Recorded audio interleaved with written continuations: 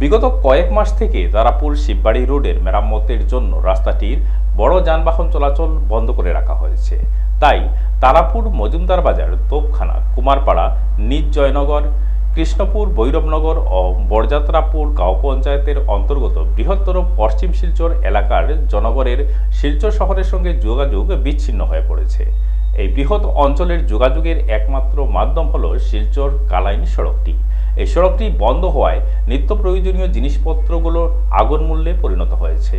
তাই তোপখানা গ্রাম পঞ্চায়েত কার্যালয় সংলগ্ন ৬০ নং মডেল স্কুলের পাশ দিয়ে গিয়ে যে রাস্তাটি রামনগর বাস টার্মিনাল পর্যন্ত গিয়েছে, সেই রাস্তাটি শুধু তোপখানা রেল ক্রসিংয়ের দুই পাশে মাটি ভরাট করে রেলগেট লাগিয়ে দিলে আপাতত উক্ত বৃহত্তর এলাকার জনগণ শহরের সঙ্গে যোগাযোগ স্থাপন করতে পারবেন বলে আশাবাদী।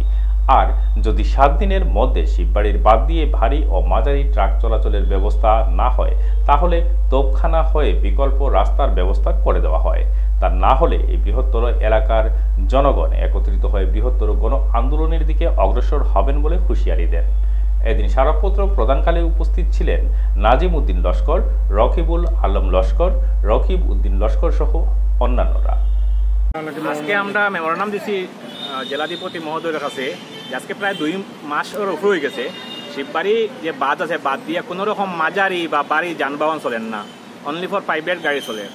আজকে আমরা এই তারাপুর মজুমদার বাজার, তুপখানা, কুমারপাড়া, নির্জয়নগর, যাত্রাপুর, কৃষ্ণপুর, ভৈরবনগর জিপি এইসব এলাকার অনেক রিটেলার, সাব রিটেলার, ডিস্ট্রিবিউটারও আছে, ব্যবসায়ী আছে, আমরা ট্রাকও যারা ব্যবসা করি বালু পাথরের এরাও আছে। আমরা আজকে প্রায় 2 মাসের উপরে হয়ে গেছে, আমরা টোটালি স্তব্ধ।